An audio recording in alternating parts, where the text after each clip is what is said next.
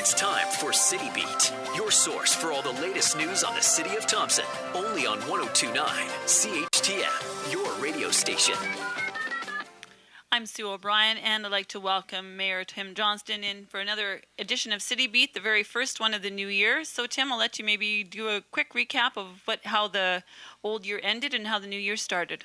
Well, thank you. Good morning. I just want to say that actually we were very pleased over the holiday season in terms of our ability to be out on the streets, in terms of keeping the streets clear. We were somewhat fortunate in terms of snowfall, but definitely we felt the cold weather. But overall, it went very well over that period, and I thank the residents for their patience in and around our equipment that's working.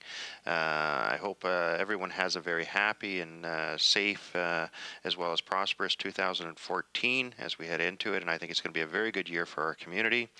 A couple things just to remind people coming out of the holiday season, the city is accepting Christmas trees. Either people can put them out for pickup on their regular garbage day, or they can drop them off at the Thompson Regional Community Center. In addition, I know that many people have been following the situation with the H1N1, and I certainly encourage and urge people to take precautions and, where necessary, to seek medical attention. And I am very pleased that the Northern Health Region is providing flu shots on a daily basis at the administrative building, and I encourage people to ensure that they take care of themselves in terms of health heading into the new year. So we're just starting in 2014. Again, I think it's going to be a very good year for Thompson. I look forward to the opportunity to work with residents to make Thompson a great place to live. Okay. And at this week's City Council meeting, in the Public Safety Report, they were talking about the cold weather policy, and we know we've had enough cold weather here the last month to last for a very long time.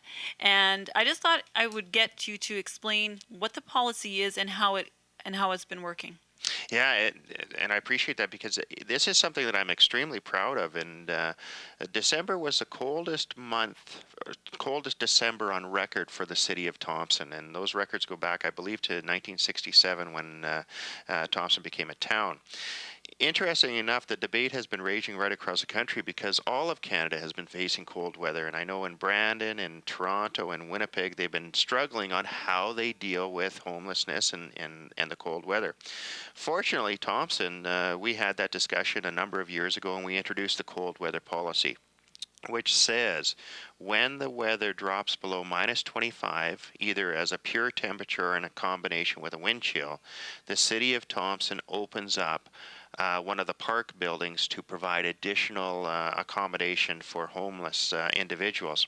And I can tell you that throughout the month of December, as reported at Council, the shelters were used on a regular basis. And normally that means that anywhere between 6 to 10 to 12 people are being accommodated on a nightly basis. We've gone through that, no major incident. And so I'm very pleased. It's a combination, a number of organizations working together, the Canadian Mental Health, the shelter, as well as Kuwaitan Tribal Council, have all come together to ensure that that program is up and running. So I think to all of Thompson, I should feel very proud that we went through that discussion.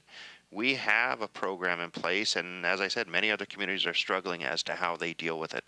And maybe I'll just let you specify where the clients are allowed to go, which buildings are being used, and what the hours of operation are. Sure. And the way the program works, and because when we did have the discussion, we wanted to be very clear that it was a structured program. So individuals register at the homeless shelter, and they are transported to the park building that evening. And in this case, we've been utilizing the Eastwood Park building most recently. And then in the morning, they are transferred back to the shelter. And again, so they have to register at the homeless shelter, and then accommodation is made available when the decision as to whether or not the shelter is needed. So very structured program, and again, it's because of the agencies that have come on and are working in cooperation that gives us the ability to have that program. And just to clarify, these people are going there when the homeless shelter is already full to capacity. Absolutely correct, yes. Okay. Also, in regards, I guess, we have the Downpost next door. It's scheduled to open soon. Can you give us a date? Yeah, I'm not sure the exact date that they're planning to open. I know that the renovations are taking place right now. My understanding is there's going to be a meeting, and I believe it's this afternoon, where they're going to take a look at the progress that is being made, and then a decision will be made in terms of opening. I anticipate we're looking at the end of this month, or likely in February, for an opening date. And again, I know this is going to be one that we are really challenged to make sure we get it right. And so again, there's a number of agencies at the table, and I'm very confident that we'll have that program in place. And the renovations are taking place now so that it's ready. And I should be able to next week get a more concrete date in terms of when it will be open. Okay. And how are the new residents being prepared for their new circumstances? I imagine it's going to be a bit of a shock in a way, when someone goes from basically just having the clothes on their back to all of a sudden having a room and a place that they can call their own. Yeah, and I think that this is a big part of the program that when we went through the discussion, we wanted to ensure that agencies were on not just to create a facility, but really to create the program and the supports so that the facility can have success. Because unless we're providing those other things, really, the opportunity for success is limited. So I know that a number of agencies, again, many of the same ones, Canadian Mental Health, Neighborhood Renewal, AFM, and I hate saying names because I always miss some, but they've come together on Project Northern Doorway, working very closely with the clients in terms of preparation to come into the facility, and then also to ensure that the supports are there to provide what's necessary to move forward. And just to note that we have had, through Project Northern Doorway, placed individuals in the community in other locations, and we've had success with that. So I'm confident that with those community organizations at the table and with those programs in place, we again will see success. Okay, and I'd just like to remind our listeners, you can call in to 677-3905 with any questions for the mayor. We'll continue on. I understand the city is looking for tenders for the gym facilities at the rec center. How's that going? Well, we just opened up the tender, and I believe it closes, I think it's the 15th of January, so it's fairly soon. This is another great example of organizations working together. The Northern Regional Health has come forward and is providing the contribution to purchase the equipment. We're using the same model as is taking place in the PAW, where the town of the PAW and the health authority work together to outfit the facility. We're going to do that in Thompson, and part of the reason is that I think what we've seen in terms of the Thompson Regional Community Center is a tremendous success of the walking track. We've brought people into that facility that never were there before. And we're hoping that the fitness facility that we're putting in, it's not designed to compete in any manner with any existing operation in the community. It's there to supplement and to provide opportunities for perhaps those people that either need medical attention, and I understand medical or health authority will have staff in place, and it's designed for people to go into an atmosphere that is conducive to maybe getting out and doing something that people haven't been doing in the past. So this is exciting. If the tender closes again, I believe mid-month, our hope is that we'll have that facility open likely again, I'm thinking February, March. Okay, that'll be great. And also in that regard of facilities at the rec center, what about the concession at the TRCC? Yeah, actually, I think we're actually getting there. I understand we did tender. We've had some real struggles in finding someone to come in. I understand that we are just finalizing negotiations with someone to operate a concession. And I think that that's one of those amenities that we've always looked at in terms of providing in that facility, but we've really struggled in terms of being able to find someone. So I understand we're in those final discussions, and we should be able to have a concession up and running very soon. Okay, I was just kind of wondering maybe if we'd kind of given up on that and we were going to wait just for UCN to open, because I understand they've got some interesting food options coming. I'm not sure. That's what I've heard. I always hear rumors. Yeah, UCN will be operating, and my understanding and everything I've heard, I believe they're going to have a pita pit as part of the facility. So, and once UCN is open, it will be one large area. But again, I think that a concession in the lobby of the TRCC, I think, has some real opportunities. And I like the notion that we're going to see an entrepreneur come in and operate that, and we're going to try and support them. And I would hope that residents would also support them in that facility, because one of the things that I think we found is that it does take a capital investment to open that up. And when we talk to a number of different groups, you have to weigh those off. So I really hope people will support the concession. I also want to thank the community groups that have been doing a very good job over the last year and a half of operating concessions for special events, North Star games, hockey tournaments, things like that.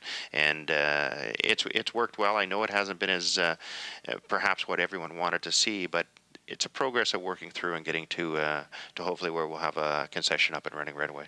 Yeah, the Canada Day celebrations are always good because they have all the ethnic booths there. They're delicious. Yeah, very, very good. It's been a phenomenal program recently, yeah. Yeah. Okay, and one thing, I guess, maybe going back to the cold weather and water main breaks, I know in a conversation I had last week with Wayne Kaversky that actually they're not doing too bad. Yeah. Is that still holding true? Well, one of the ones that we're a little bit concerned with as the weather warms up, we may start to see some more start to pop. And I'll tell you this, I want to acknowledge our crews that have been out and fixing those water breaks at minus 35. That is no fun task. But we've been able to keep up with many of the breaks. We had to delay fixing on a couple ones. I know the one in the City Centre Mall parking lot took us a couple extra days, and just to make sure that we could get to it at a time when we could get it done. But overall, we've been pretty pleased. I always like to knock on wood at this point, because again, with the weather warming up, we may start to see some of those. And again, we thank the residents for their care and caution in and around those zones. They are construction zones, and again, it's when the weather's like this, it takes a lot to try and get them coordinated and done, and our guys have done a tremendous job. Okay. Well, I'll get you to, if you have any last final words to wrap up, and what's going on and coming up here in the near future, or if there's anything that the rest of the citizens should be aware of. Sure. Just a couple of real quick things. One is school's back as of this week, and I want to encourage people to take care and caution in around school zones. We know we have a large number of students that are dropped off. Please adhere to the drop-off zones and take caution. We tried over the school break to get some of the large piles away, but again, small children, especially around the elementary schools, please take caution. The other one is, I know there's been a fair bit of debate in terms of how the public can get involved in what's happening at the City of Thompson. There are a number of ways. One, always contact your counselor or myself. I'm always happy to talk to people. My cell number, very clearly, 679-0915. I always appreciate when people take the time to call. But another way that people can get involved is at all committee meetings of council, other than when required by the Municipal Act to go in camera, are open to the public. For example, today we have 2 committee meetings, Public Works, 2 o'clock at the Thompson Regional Community Center, and Public Safety at 4 p.m. at City Hall. I encourage residents to come out, listen to the discussion, offer your comments. It's appreciated. The other one that I just wanted to remind people is that the weather's warming up and Winterfest is coming. The month of February is our chance to get out and celebrate the winter. There's a great number of variety of events coming up. Encourage people to contact the Recreation Department to find all that's going to happen during Winterfest. And above all, again, I wish everyone a very safe and prosperous 2014. All right, Tim, thanks for the wrap-up, and I encourage everybody to tune in again next Thursday at 11:30 for the next edition of City Beat, when Jared Schneider will be back hosting the show. Thank you. City Beat will be back next Thursday morning.